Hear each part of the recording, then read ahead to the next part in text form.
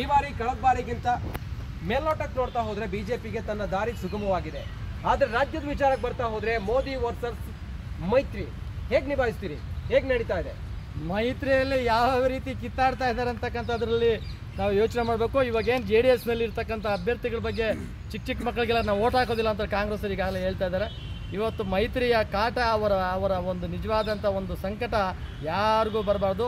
Trouble shooter ಆಗಿರ್ತಕ್ಕಂಥ ಸಿದ್ದರಾಮಯ್ಯನವರು ಯಾವ ರೀತಿ ಇವತ್ತು ಮೈತ್ರಿಯನ್ನು ಕಟ್ಟಿ ಹಾಕಿದ್ದಾರೆ, ಮೈತ್ರಿಯ ಆಟವನ್ನು ಹೇಗೆ ಅದನ್ನು ವಿಫಲಗೊಳಿಸಿದ್ದಾರೆ ಅಂತಕ್ಕಂಥದ್ದನ್ನು ನಾವು ಅರ್ಥ ಮಾಡ್ಕೋಬೇಕಾಗ್ತದೆ. ಇವತ್ತು ನರೇಂದ್ರ ಮೋದಿಯವರ ಮತ್ತು ಅಮಿತ್ ಶಾ ಅವರ ಮತ್ತು ಯಡಿಯೂರಪ್ಪನವರ ಒಂದು ನೇತೃತ್ವದಲ್ಲಿ ಏನು ಒಂದು ನಮ್ಮ ಭಾರತೀಯ ಜನತಾ ಪಕ್ಷ ತಂಡ ಇದೆ, ಈ ಸಂಪೂರ್ಣವಾಗಿ ಮೈತ್ರಿಯನ್ನು ಛಿದ್ರಗೊಳಿಸ್ತಕ್ಕಂಥದ್ದು ಮತ್ತು ಭಾರತೀಯ ಜನತಾ ಪಕ್ಷವನ್ನು ಎಲ್ಲ ಅಭ್ಯರ್ಥಿಗಳನ್ನು ಗೆಲ್ಲಿಸ್ಕೊಳ್ತಕ್ಕಂಥ ಕೆಲಸಗಳನ್ನು ನಾವು ಮಾಡ್ತೇವೆ. ಮೈತ್ರಿಗೆ ಬೆಲೆ ಇಲ್ಲ. ಇಲ್ಲಿ ಮೈತ್ರಿಯ ಸರ್ಕಾರಕ್ಕೆ ಯಾವುದೇ ಆಟಕ್ಕೆ ಉಂಟು ಲೆಕ್ಕಕ್ಕಿಲ್ಲ. ಅದು ಅವ್ರದ್ದು ಇವತ್ತು ದೇಶದ ಪ್ರಗತಿಯನ್ನು, ದೇಶದ ಅಭಿವೃದ್ಧಿಯನ್ನು ಮಾಡ್ತಕ್ಕಂಥ ಕೆಲಸ ನರೇಂದ್ರ ಮೋದಿಯವರಿಂದ ಆಗ್ತಾಯಿದೆ. ದೇಶ ಇವತ್ತು ಅಪ್ಪಟ ಬದಲಾವಣೆಯ ದಿಕ್ಕನ್ನು ಕಾಣ್ತಾ ಇರ್ತಕ್ಕಂಥದ್ದು ಮತ್ತು ಸರ್ವತೋಮುಖ ಅಭಿವೃದ್ಧಿಯನ್ನು ಕಾಣ್ತಕ್ಕಂಥ ದಿಕ್ಕಿನಲ್ಲಿ ಇವತ್ತು ನಾವು ಹೊರಟಿದ್ದೇವೆ. ಹಾಗಾಗಿ ಮೈತ್ರಿಯ ಬಗ್ಗೆ ನಮಗೆ ಚಿಂತೆ ಇಲ್ಲ. ಯಾವುದೇ ಮಹಾಗಠಬಂಧನ್ ಅಂತ 116 ಪಕ್ಷಗಳು ಸೇರ್ಕೊಂಡು ಮಾಡಿಕೊಂಡು ಕೈಗಳಿಗೆ ಎತ್ತಿ ನೋಡಿ ನಾವೆಲ್ಲ ಒಟ್ಟಿಗಿದ್ದೇವೆ ಅಂತೇಳಿ ಇವತ್ತು ಉತ್ತರ ಪ್ರದೇಶದಲ್ಲಿ ಏನಾಗಿದ್ದಾರೆ, ಈ ಕಡೆ ನಮ್ಮ ತೆಲಂಗಾಣದಲ್ಲಿ ಏನಾಗಿದ್ದಾರೆ, ಆ ಕಡೆ ಎಲ್ಲ ನಾವು ಹಿಂದಿ ರಾಜ್ಯಗಳಲ್ಲಿ ಏನಾಗ್ತದೆ ಅಂತ ನಮ್ಗೆ ಗೊತ್ತಿದೆ. ಇವತ್ತು ದೇಶ ಕಾಣ್ತಾ ಇರ್ತಕ್ಕಂಥದ್ದು ಒಂದೇ, ದೇಶ ಸುಭದ್ರವಾಗಿರಬೇಕು, ದೇಶದ ಭದ್ರತೆಯನ್ನು ಕಾಪಾಡ್ತಕ್ಕಂಥ ಒಬ್ಬ ನಾಯಕನ ನಾನು ಗೆಲ್ಲಿಸ್ಕೋಬೇಕು ಅಂತ ನಾನು ಹಳ್ಳಿಗಳ ಕಡೆ ಹೋಗ್ತಾ ಇರ್ತೇನೆ. ಒಬ್ಬ ಹಿರಿಯ ವಯಸ್ಸಿನ ಹೆಣ್ಣುಮಕ್ಕಳು ಹೇಳ್ತಾರೆ 60 ವರ್ಷ 70 ವರ್ಷ ಆಗಿರೋದು, ನಾವು ಕಾಂಗ್ರೆಸ್ ಓಟ್ ಹಾಕಿ ಸಾಕಾಗಿದೆ.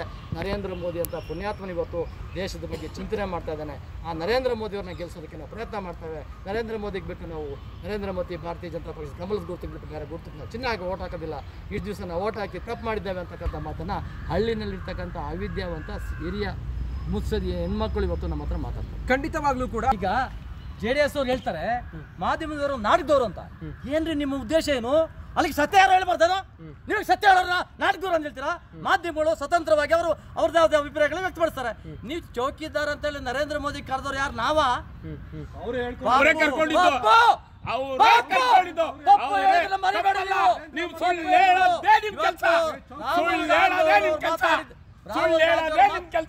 ನಿಮ್ಮವರೆಲ್ಲ ನಿಜ ಹೇಳಿದ್ದಾರೆ.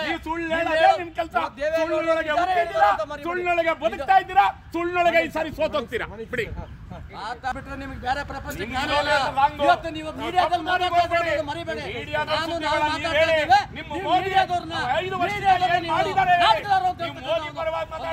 ಮೋದಿ ಏನ್ ಮಾಡಿದ್ದಾರೆ ಪರವಾಗಿ ದೇಶ ಮಾತಾಡ್ತಾ ಇದೆ, ಜನ ಮಾತಾಡ್ತಾ ಇದ್ದಾರೆ. ಇವತ್ತು ದೇಶ ಇವತ್ತು ಸುಭದ್ರತೆಯನ್ನು ಕಾಪಾಡಬೇಕು, ದೇಶದ ರಕ್ಷಣೆ ಮಾಡಬೇಕು. ನೂರಾರು ಜನ ಇವತ್ತೆಲ್ಲರೂ ಸಾಯ್ತಾ ಇರ್ತಕ್ಕಂಥದ್ದು, ಯೋಧರು ಸಾಯ್ತಾ ಇರ್ತಾರದು ನಿಮ್ಮ ಮೋದಿಯಿಂದ. ಈ ಬಾವುಟ ಇಟ್ಕೊಂಡೆ ಮೋದಿ ಇವತ್ತು ದೇಶನ ಹಾಳು ಮಾಡ್ತಾ ಇದ್ದೀರಾ, ದೇಶನ ಹಾಳು ಮಾಡ್ತಾ ಇದ್ದೀರಾ, ದೇಶವನ್ನ ರಕ್ಷಣೆ ಮಾಡಲಿಲ್ಲ, ದೇಶನ ಹಾಳು ಮಾಡ್ತಾ ಇದ್ದೀರಾ. ಅಫ್ಜಲ್ ಗುರು ಅಂತ ಭಯೋತ್ಪಾದಕರನ್ನ ರಕ್ಷಣೆ ಮಾಡಿದರೆ ನೀವು ಬಹಳಷ್ಟು ಜಿದ್ದಾಜಿದ್ದು ಇದೆ ಈ ಬಾರಿ. ಈ ಕ್ಷಣಕ್ಕೆ ಚುನಾವಣೆ ನಡೆದ್ರೆ ಬಿಜೆಪಿ ಪರಿಸ್ಥಿತಿ ಏನಾಗ್ಬೋದು? ಹೇಗಿದೆ ಸದ್ಯಕ್ಕೆ ಬಿಜೆಪಿ ರಾಜ್ಯದ ಲೆಕ್ಕಾಚಾರ ನೋಡ್ತಾ ಇದೆ ಸರ್? ಇವತ್ತು ಸ್ಥಳೀಯ ಮಟ್ಟದ ಬೂತ್ ಮಟ್ಟದ ಕಾರ್ಯಕರ್ತರು ಮಜಬೂತಾಗಿದ್ದಾರೆ. ಇವತ್ತು ದೇಶವನ್ನು ಸಂಪೂರ್ಣವಾಗಿ ಯಾವ ರೀತಿ ಕಟ್ಟಬೇಕಂತಕ್ಕಂಥ ಕಲ್ಪನೆಯನ್ನು ಪ್ರತಿ ಹಳ್ಳಿನಲ್ಲಿ ಒಬ್ಬ ಮತದಾರರು ಇವತ್ತು ದೇಶದ ಬಗ್ಗೆ ಚಿಂತನೆ ಮಾಡ್ತಾ ಇದ್ದಾರೆ. ಪ್ರತಿಯೊಬ್ಬರಿಗೂ ಗೊತ್ತಿರತಕ್ಕಂಥದ್ದು ದೇಶದ ಭದ್ರತೆ, ದೇಶವನ್ನು ಹೇಗೆ ಅಭಿವೃದ್ಧಿಪಡಿಸ್ತಕ್ಕಂಥ ನಾಯಕತ್ವ. ಇವತ್ತು ಹೇಗೆ ನಮ್ಮ ದೇಶದ ದಿವಾಳಿಯನ್ನು 60 ವರ್ಷಗಳ ಕಾಲ ಆಳಿದಂಥ ಕಾಂಗ್ರೆಸ್ ಅವರು ಹೇಗೆ ದಿವಾಳಿಯನ್ನು ಮಾಡಿದ್ರು ರಾಷ್ಟ್ರವನ್ನು, ಆ ದಿವಾಳಿ ರಾಷ್ಟ್ರವನ್ನು ಮಾಡಿದಂಥ ಸಂದರ್ಭವನ್ನು ಇವತ್ತು ಅದನ್ನು ಸರಿ ಮಾಡ್ತಕ್ಕಂಥದ್ದು ವಿಶ್ವ ಬ್ಯಾಂಕ್ಗಳಿಂದ ಸಾಲವನ್ನ ಇದುವರೆಗೂ ವಾಪಸ್ ಬಿಟ್ಟಿದ್ದಾರೆ. 1 ರೂಪಾಯಿ ನಾವು ಸಾಲ ತಗೊಂಡ್ ಬಂದಿಲ್ಲ. ಇವತ್ತು ಏನೆಲ್ಲ ಮಜಬೂತಾದಂತ ಒಂದು ದೇಶ ಕಟ್ಟಬೇಕಾಗಿತ್ತು ಆ ದಿಕ್ಕಿನಲ್ಲಿ ಒಂದು ಪ್ರಯತ್ನ ಮಾಡಿದ್ದಾರೆ. ಹಾಗಾಗಿ ಇವತ್ತು ಮಾಧ್ಯಮ ನಾನು ಸುಮ್ಮನೆ ಇದ್ದೆ, ನನಗೂ ಮಾತು ಬರುತ್ತೆ. ಸುಮ್ಮನೆ ಕಾಂಗ್ರೆಸ್ ಅವರು JDS ಅವರು ಮಧ್ಯೆ ಚಿನ್ಕುರ್ಲಿ ಬಿಡಬೇಡಿ. ನಿಮ್ಮ ಲೈಫಲ್ಲಿ ಕೊನೆ ಹತಾಶ ಮನೋಭಾವ, ನಿಮ್ದು ಹತಾಶ ಮನೋಭಾವ ಬಿಟ್ಟರೆ ನಿಮ್ದೇನು ಗೊತ್ತಾಗ್ತಾ ಇಲ್ಲ. ದೇಶವನ್ನ ರಕ್ಷಣೆ ಮಾಡ್ತಕ್ಕಂಥ ಒಂದು ಕೆಲಸವನ್ನ ನಾವು ಭಾರತೀಯ ಜನತಾ ಪಕ್ಷ ಮಾಡ್ತಾ ಇದೆ. ನರೇಂದ್ರ ಮೋದಿ ಅವರು ಇವತ್ತು ದೇಶವನ್ನ ರಕ್ಷಣೆ ಮಾಡ್ತಕ್ಕಂಥ ದಿಕ್ಕಿನಲ್ಲಿ ಹೋಗ್ತಾ ಇದೆ. ಇವತ್ತು ಚೌಕಿದಾರರನ್ನ ಚೋರ್ ಅಂತ ಕರೆದಾಗ ಇವತ್ತು ದೇಶದಲ್ಲಿರ್ತಕ್ಕಂಥ ಒಬ್ಬ ಕಾವಲುಗಾರರನ್ನ ಇವತ್ತು ಕುರಿತು ಇವತ್ತು ದೇಶದ ಜನರ ಪರವಾಗಿ ಕ್ಷಮೆ ಕೇಳಿದ್ದಾರೆ ನರೇಂದ್ರ ಮೋದಿ ಅವರು. ಯಾಕಂದ್ರೆ ನೀವು ಚೋರಲ್ಲ, ದೇಶವನ್ನ ಮನೆಗಳನ್ನ ರಕ್ಷಣೆ ಮಾಡ್ತಕ್ಕಂಥ ಒಬ್ಬ ಸಫಾಯಿ ಸಮಾಜದ ವ್ಯಕ್ತಿಯನ್ನ, ಕಸ ಗುಡಿಸ್ತಕ್ಕಂಥ ವ್ಯಕ್ತಿಯನ್ನ, ದೇಶದ ಈ 60 ವರ್ಷ ಆಳದಂತ ಇದ್ದಂಥವ್ರು ಯಾವತ್ತೂ ಅವರ ಬಗ್ಗೆ ಯೋಚನೆ ಮಾಡಲಿಲ್ಲ. ಹಾಗಾಗಿ 60 ವರ್ಷವನ್ನ ಅವರ ಬಗ್ಗೆ ಇದ್ದಂಥ ಗೌರವವನ್ನು ಕಾಪಾಡೋದಕ್ಕೆ ಅವರೇ ಸ್ವತಃ ಸ್ವಚ್ಛ ಭಾರತದ ಹೆಸರಿನಲ್ಲಿ ದೇಶವನ್ನು ಸ್ವಚ್ಛ ಮಾಡಿದ್ದಾರೆ. ಅದೇ ರೀತಿ ಇವತ್ತೇನು ನಮ್ಮ ಸ್ವಚ್ಛಗಾರರಿದ್ದಂಥ ಸಫಾಯಿ ಜನ ಇವತ್ತು ಕುಂಭಮೇಳದಲ್ಲಿ 5 ಜನರಿಗೆ ಪಾದಪೂಜೆ ಮಾಡತಕ್ಕಂಥ ಕೆಲಸ ಪ್ರಧಾನಮಂತ್ರಿಗಳು ಅವರ ಪಾದವನ್ನು ಪೂಜೆ ಮಾಡಿದ್ದಾರೆ. ಇದು ದೇಶದಲ್ಲಿ ಮಾಡಿರ್ತಕ್ಕಂಥದ್ದನ್ನು ನಾವು ಯೋಚನೆ ಮಾಡಬೇಕಾಗ್ತದೆ. ಈ ದಿಕ್ಕಿನಲ್ಲಿ ನಾವು ದೇಶವನ್ನು ನೋಡ್ತಾ ಇದೆ. ಇವತ್ತು ಕಾಂಗ್ರೆಸ್ನವರು ಹತಾಶರಾಗಿದ್ದಾರೆ. ಅವ್ರಿಗೆ ಏನು ಮುಂದೆ ಏನಾಗ್ತೀವೋ ಮುಂದೆ ನಾವು ಇವತ್ತು ಮಹಾಗಠಬಂಧನ ಅಂತಕ್ಕಂಥದ್ರಲ್ಲಿ ಉತ್ತರ ಪ್ರದೇಶದಲ್ಲಿ ನಿಮ್ಮ ಅಧ್ಯಕ್ಷರು ಇವತ್ತು ನಿಮ್ಮ ಮಾಜಿ ಅಧ್ಯಕ್ಷರು ಏನಿದ್ದಾರೆ ಹಾಲಿ ಅಧ್ಯಕ್ಷರು 2 ಮಾತ್ರ ಬಿಟ್ಕೊಡ್ತಾರೆ. ಗಠಬಂಧನಿಗೆ 2 ಚೌಕಾಸಿ ಮಾಡಿದ್ದಾರೆ. ಹಳ್ಳಿಗಳಲ್ಲಿ ಸೊಪ್ಪು ವ್ಯಾಪಾರ ಮಾಡುವಾಗ ಕೊಸರು ಕೊಡ್ತಾರಲ್ಲ ಆ ರೀತಿ ರಾಹುಲ್ ಗಾಂಧಿ ಮತ್ತು ಸೋನಿಯಾ ಗಾಂಧಿ ಅವರಿಗೆ 2 ಕ್ಷೇತ್ರವನ್ನು ಬಿಟ್ಕೊಟ್ಟಿದ್ದಾರೆ, ಸಮಾಜವಾದಿ ಪಕ್ಷ ಮತ್ತು ಬಹುಜನ ಪಕ್ಷ BSP ಅವರು. ಹಾಗಾಗಿ ನಿಮ್ಮ ಸ್ಥಿತಿ ಆಗಿದೆ ಅಂತಂದ್ರೆ ದೇಶದಲ್ಲಿ ಯಾವ ಲೆಕ್ಕಕ್ಕೆ ಹೋಗಿದ್ದೀರಿ, ನಿಮ್ಮ ಪರಿಸ್ಥಿತಿಗಳು ಯಾವ ರೀತಿ ಹೋಗಿದೆ ಅಂತಕ್ಕಂಥದ್ದನ್ನು ಮರಿಬಾರ್ದು. ಇವತ್ತು ಕಾಂಗ್ರೆಸ್ ನೋಡಿ ನಾವೇನೋ ಮಾತಾಡ್ತಾ ಇದ್ರೆ ಕಾಂಗ್ರೆಸ್ ಅವ್ರು ಮಾತಾಡ್ತಾರೆ, ಏನೋ ಒಂದು ಮಾತಾಡೋದು, ಇದು ಡಿಸ್ಟರ್ಬ್ ಮಾಡೋದು. ಇದು ಜನ ನೋಡ್ತಾ ಇದ್ದಾರೆ. ಇವತ್ತು ಜನ ನೋಡ್ತಾ ಇದ್ದಾರೆ ನಿಮ್ಮ ಪರಿಸ್ಥಿತಿ ಏನಾಗಿದೆ, ನಿಮ್ಮ ಹತಾಶ ಸ್ಥಿತಿ ಏನಾಗಿದೆ. ನಿಮ್ಮ ಹತಾಶ ಸ್ಥಿತಿಯನ್ನು ಮರೀರಿ, ಸತ್ಯ ಮಾತಾಡಿ. ನಿಮಗೆ ಮಾತಾಡೋಕ್ಕೆ ಅವಕಾಶ ಸಿಗ್ತದೆ, ಮಾತಾಡಿದಿರಿ. ಅದನ್ನ ಬಿಟ್ಟು ಎಲ್ಲೋ ಒಂದು ಕಡೆ ಏನೋ ಮಾತಾಡ್ತೀರಿ. ಇವತ್ತು ಕಾಂಗ್ರೆಸ್ಸಿನ ಸ್ಥಿತಿ ಇವತ್ತು ದೇಶದಲ್ಲಿ ಇವತ್ತು ನಕಲಿ ಕಾಂಗ್ರೆಸ್ನವರು ನಕಲಿ ಆಟ ಆಡೋದಕ್ಕೆ ನಕಲಿ ಗಾಂಧಿಗಳ ಜೊತೆ ಸಂಬಂಧ ಬೆಳೆಸ್ಕೊಂಡ್ಬಿಟ್ಟಿದ್ದಾರೆ.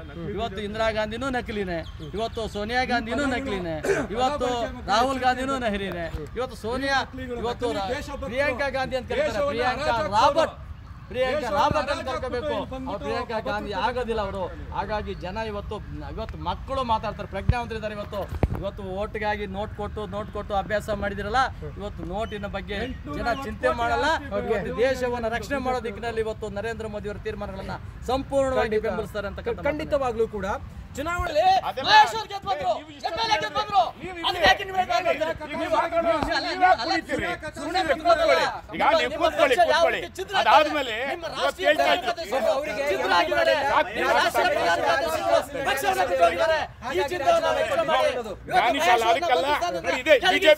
ಬಿಜೆಪಿನವ್ರಿಗೆ ಗೊತ್ತಿರ್ತೀವಿ.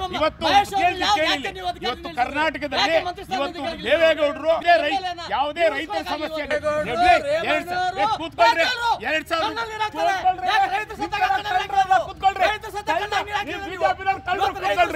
ಆತರ ಇರ್ತಕ್ಕಂಥದ್ದು ಇವತ್ತು ಅವ್ರಿಗೆ ಭಯ ಬಂದಿದೆ.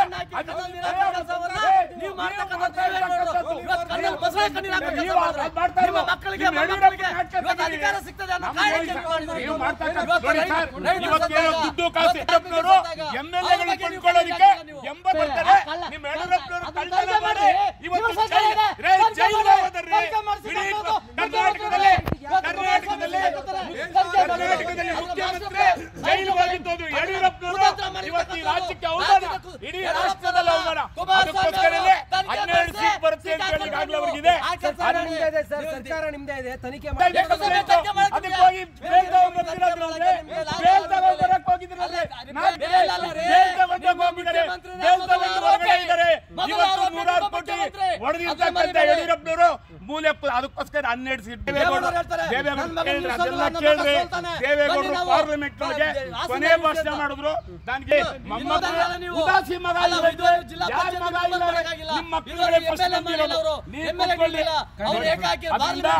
ಇವತ್ತು ದೇವೇಗೌಡರು ಇವತ್ತು ದೇಶದಲ್ಲಿ ಏನಾದ್ರು ದಲಿತ ಸಮಾಜ ಬಾಬಾ ಸಾಹೇಬ್ ಅಂಬೇಡ್ಕರ್ ಅವ್ರನ್ನ ಗೌರವಿಸಿದಂತವ್ರು ಯಾರಾದ್ರೂ ಇದ್ರೆ ಅದು ಭಾರತೀಯ ಜನತಾ ಪಕ್ಷ.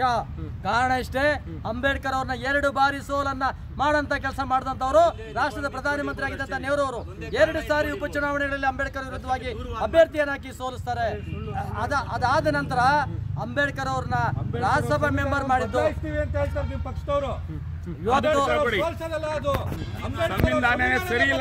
ಇವತ್ತು ಬಾಬಾ ಸಾಹೇಬ್ ಅಂಬೇಡ್ಕರ್ ಅವ್ರನ್ನ 2 ಸಾರಿ ಸೋಲಿಸಿದಂತವರು ಕಾಂಗ್ರೆಸ್ ಅವರು ಅಂತಕ್ಕಂಥದ್ದು ಮರೆಯಕ್ಕಾಗೋದಿಲ್ಲ. ಅವತ್ತು ಶ್ಯಾಮ ಪ್ರಸಾದ್ ಮುಖರ್ಜಿ ಅವರು ಅಂಬೇಡ್ಕರ್ ಅವ್ರನ್ನ ವೆಸ್ಟ್ ಬೆಂಗಾಲ್ ರಾಜ್ಯಸಭೆ ಮೆಂಬರ್ ಮಾಡ್ತಾರೆ. ಇದನ್ನ ನಾವು ಮಾಡಕ್ಕಾಗಲ್ಲ. ಕಾಂಗ್ರೆಸ್ ಅವ್ರನ್ನ ಬಾಬಾ ಸಾಹೇಬ್ ಅಂಬೇಡ್ಕರ್ ಅವರು ಆ ದಿನದಲ್ಲಿ ಹೇಳ್ತಾರೆ, ಕಾಂಗ್ರೆಸ್ ಅವರು ಆವತ್ತಿನ ದಿನದಲ್ಲಿ ಕಾಂಗ್ರೆಸ್ ಉರಿಯೋ ಮನೆ, ಆ ಮನೆಯಲ್ಲಿ ಇರಬೇಡಿ ಅಂತಕ್ಕಂಥ ಸಂದೇಶವನ್ನ ಬಾಬಾ ಸಾಹೇಬ್ ಅಂಬೇಡ್ಕರ್ ಕೊಟ್ಟರು. ಅಂಬೇಡ್ಕರ್ ಅವರ ಮರಣ ಹೊಂದಿದಂತ ಸಂದರ್ಭದಲ್ಲಿ ರಾಜ್ಯ ರಾಜ್ಘಾಟ್ ಅಲ್ಲಿ 6 ಅಡಿಗೆ 6 ಅಡಿ ಜಾಗ ಕೊಡೋದಿಲ್ಲ ಈ ಕಾಂಗ್ರೆಸ್ ಅವರು. ಅಂಬೇಡ್ಕರ್ಗೆ ಯಾವ ರೀತಿ ಗೌರವ ಕೊಟ್ಟಿರ್ತಕ್ಕಂಥದ್ದು ದೇಶ ನೋಡ್ತಾ ಇದೆ. ಇವತ್ತು ಯುವ ಸಮಾಜ ಸಂಪೂರ್ಣವಾಗಿ ಭಾರತೀಯ ಜನತಾ ಪಕ್ಷವನ್ನ ಹೋಗ್ತಾ ಇದೆ. ಈ ಕಾಂಗ್ರೆಸ್ ಅವರು 95 ಬಾರಿ ತಿದ್ದುಪಡಿಗಳನ್ನ ಸಂವಿಧಾನವನ್ನ ಮಾಡಿದೆ, ಅದ್ರ ಬಗ್ಗೆ ಅವ್ರು ಮಾಡ್ತಾ ಇಲ್ಲ. ಇತಿಹಾಸವನ್ನ ಗೊತ್ತಿಲ್ಲದೆ ಇರ್ತಕ್ಕಂಥವ್ರು ಇತಿಹಾಸದ ಬಗ್ಗೆ ಮಾತಾಡೋದಕ್ಕೆ ಬರ್ತಾರೆ. ಈ ಕಾಂಗ್ರೆಸ್ ಅವರು ಅವ್ರಿಗೆ ಇತಿಹಾಸ ಗೊತ್ತಿಲ್ಲ, ಅವ್ರಿಗೆ ಏನೋ ಒಂದು ಡಿಬೇಟ್ ಮಾಡ್ಬೇಕು, ಏನೋ ಮಾತಾಡ್ಬೇಕಂತ ಬಂದು ಏನೋ ಮಾತಾಡ್ತಾರೆ. ಮತ್ತೆ ಮಾತಾಡೋದು ಏನೋ ಒಂದು ಕಥೆ ಹೇಳ್ತಕ್ಕಂಥದ್ದಲ್ಲ, ಸತ್ಯ ಗೊತ್ತಿದೆ ಜನಕ್ಕೆ.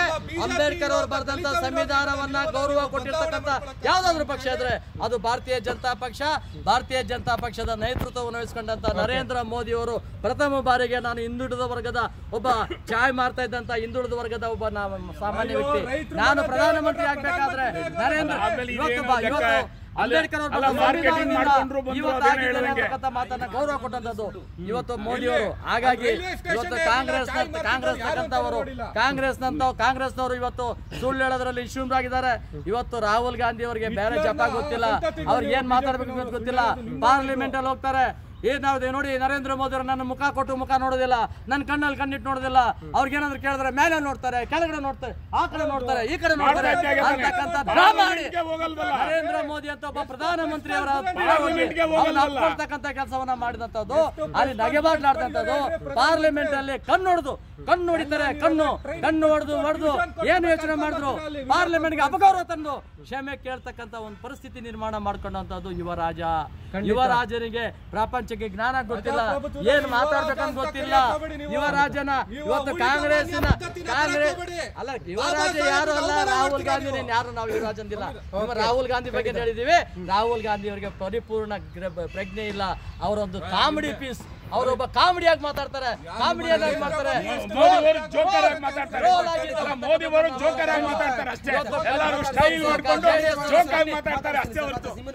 ಅಲ್ಲಿಂದ ರಾಜೀನಾಮೆ ಕೊಡ್ತಕ್ಕಂಥ ವಿಷಯಕ್ಕಿಂತ ಮುಖ್ಯವಾಗಿ ಇವತ್ತು ಹಾಸನ ಮತ್ತು ಮಂಡ್ಯದಲ್ಲಿ ಏನ್ ದೇವೇಗೌಡರ ಮೊಮ್ಮಕ್ಕಳನ್ನ ಈ ಸ್ಥಿತಿಗೆ ತಲುಪಿಸುವಂತ ಕೆಲಸ ಸಿದ್ದರಾಮಯ್ಯನವರು ಸಂಪೂರ್ಣವಾಗಿ ಕಾಂಗ್ರೆಸ್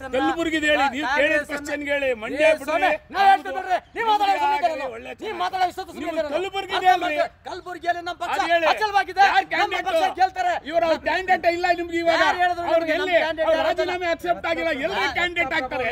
ಕ್ಯಾಂಡಿಡೇಟ್ ಇಲ್ಲ, ನಮ್ಮ ಪಕ್ಷ ತೀರ್ಮಾನ ಮಾಡಿ ಕ್ಯಾಂಡಿಡೇಟ್ ಅನ್ನೋದ್ರ ಬಗ್ಗೆ ನೀವು ಮಾತಾಡೋಣ ಸುಮ್ಮನೆ ನಾನು ನಿಮ್ಮ ಕಲಬುರಗಿ ಮಾತಾಡಿ ಮಂಡ್ಯಕ್ಕೆ ಬರಬೇಡಿ ನೀವು. ಸಂಪೂರ್ಣವಾಗಿ ಗೆದ್ದು ಇವತ್ತು ನಿಮ್ಮ ಕುಟುಂಬ ರಾಜಕಾರಣವನ್ನ ದೂರ ಮಕ್ಕಳನ್ನ ಓಟ್ ಹಾಕಲ್ಲ ಅಂತ ಕಾಂಗ್ರೆಸ್. ಇದಕ್ಕೆ ಸಾಕ್ಷಿ ರಾಘವೇಂದ್ರ 85 ವರ್ಷ, ಸಿದ್ದರಾಮಯ್ಯ 85 ವರ್ಷ. ಇವತ್ತು ಸ್ಥಿತಿಗೆ ಕಾರಣ ಸಿದ್ದರಾಮಯ್ಯನವರು 2 ಕಾಲ ನೋಡಿದ್ದಾರೆ. ನಿಮ್ಮ ಮುಖ್ಯಮಂತ್ರಿ ಆಗಲ್ಲ ಅಂತ ಹೇಳ್ತಾ ಇದ್ದಂತ ಸಿದ್ದರಾಮಯ್ಯನವರು ಇವತ್ತು ನನ್ನ ಮೊಮ್ಮಗನನ್ನ ಇಲ್ಲಿ ಮಂಡ್ಯದಲ್ಲಿ ಸೋಲ್ಸೋ ಮುಖಾಂತರ ಇನ್ನೊಬ್ಬ ಮೊಮ್ಮಗನನ್ನ ಸುಮಲತಾಗೆ ಸಂಪೂರ್ಣ ಬೆಂಬಲ ಕೊಟ್ಟಿರ್ತಕ್ಕಂಥದ್ದು, ಅಲ್ಲಿ ಮಂಜುಗೆ ಬೆಂಬಲ ಕೊಟ್ಟಿರ್ತಕ್ಕಂಥದ್ದು. ಸಿದ್ದರಾಮಯ್ಯನವರನ್ನ ಮರಿಬಾರ್ದು, ತಂದಿಡೋ ಪ್ರಶ್ನೆ ಅಲ್ಲ. ಅವರ ತಾಯಿರಿ ಉಚ್ಚಾಟನೆ ಮಾಡಿ ತಾಕತ್ತಿದ್ಯಾ?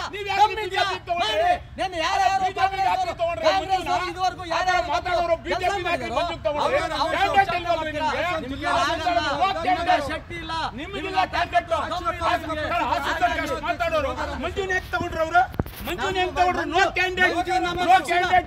ನಮ್ಮ ಪಕ್ಷದ ಮೊದಲನೇ ದೇಶವನ್ನ ಸಮಗ್ರವಾದ ಅಭಿವೃದ್ಧಿಗಾಗಿ ನರೇಂದ್ರ ಮೋದಿ ಅವರು ಕೈಗೊಳ್ತಕ್ಕಂಥ ಶಕ್ತಿಯನ್ನ ಬಲಪಡಿಸಬೇಕು. ಹಾಗಾಗಿ ಹಾಸನದಲ್ಲಿ ನಾವು ಗೆಲ್ತೇವೆ, ಮಂಡ್ಯದಲ್ಲಿ ನಾವು ಗೆಲ್ತೇವೆ.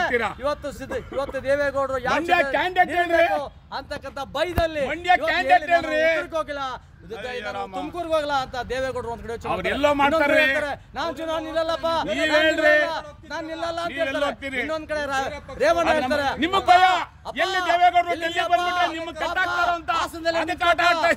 ನಿಂತ್ಕೊಂಡು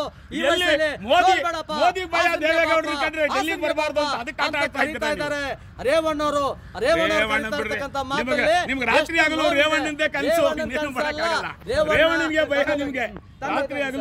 ಕೊನೆಯದಾಗಿ ಬಿಜೆಪಿ ಕಾರ್ಯತಂತ್ರ ಇನ್ನೇನು ಕೆಲವೇ ದಿನ ಏನಿಲ್ಲ, ಮಣ್ಣಾಕ್ಕೊಳ್ಳೋದಷ್ಟೇ. ಇವತ್ತು ಬಿಜೆಪಿ ಕಾರ್ಯತಂತ್ರ ಕೆಳ ಹಂತದ ಗ್ರಾಮ ಮಟ್ಟದ ಮತದಾರರಿಂದ ಹಿಡಿದು ರಾಷ್ಟ್ರದ ಪ್ರಧಾನಮಂತ್ರಿಯವರೆಗೂ ಸಂಪೂರ್ಣವಾದಂತ ಒಂದು ದೂರದೃಷ್ಟಿಯ ನಾಯಕತ್ವವನ್ನು ಬೆಳೆಸೋದು, ಅದನ್ನ ಅಭಿವೃದ್ಧಿಪಡಿಸೋದು ಮಾಡುವಂತ ಕೆಲಸ. ಇವತ್ತು ಜೆಡಿಎಸ್ ಈ ಚುನಾವಣೆ ಆದ್ಮೇಲೆ ಅದು ಮಾಯ ಆಗಿರ್ತದೆ. ಕಾಂಗ್ರೆಸ್ನವರು ಇವತ್ತು ಕಾಂಗ್ರೆಸ್ ಮುಕ್ತ ರಾಷ್ಟ್ರವನ್ನ ಮಾಡ್ಬೇಕಂತ ಹೊಟ್ಟಿರ್ತಕ್ಕಂಥ ಜನರ ಅಭಿಪ್ರಾಯ ತೋರಿಸ್ತಾರೆ.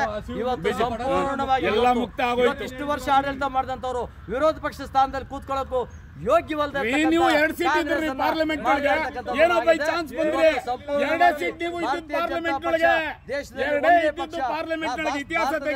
ಇವತ್ತು ನರೇಂದ್ರ ಮೋದಿ ಅವರ ನಾಯಕತ್ವ.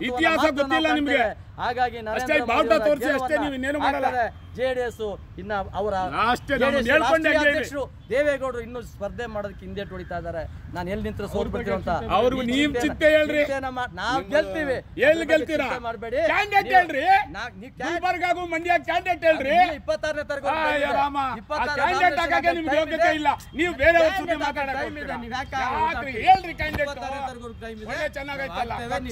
ಎಲ್ಲಿ ಸುಮಾಲತಾ ಬರ್ತಾನೆ ಅಂತ ರಾತ್ರಿ ಎಲ್ಲ ಕಾಯ್ತಾ ಇದ್ರಿ. 2000 ಹೇಳ್ರಿ.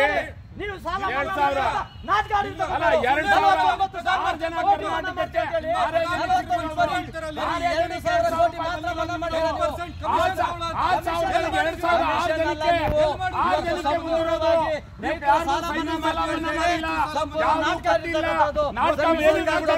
ಅಂಬಾನಿ ಅದಾನಿಗೆ ಸಾಲ ಮನ್ನಾ ಮಾಡಿದ್ದೀರಾ? ಅಂಬಾನಿ ಅದಾನಿ ಸಾಲ ಮನ್ನಾ ಮಾಡಿದ್ದೀರಾ?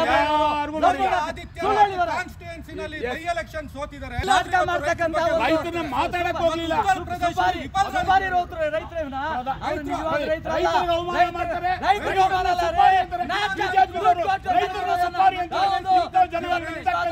ರೈತರು ಹೋದ್ರೆ ಡೆಲ್ಲಿಗೆ ಮೋದಿ ಅವರಿಗೆ ಅಪಾಯಿಂಟ್ಮೆಂಟ್ ಕೊಡ್ಲಿಲ್ಲ, ಅವ್ರನ್ನ ಮಾತಾಡ್ಸಕ್ ಹೋಗಿಲ್ಲ. 2000 ಕೊಟ್ಟು ಜನಗಳನ್ನ ಓಟಿನ ರೈತರಿಗೆ ಅವಮಾನ ಮಾಡ್ತಾ ಹೋರಾಟ.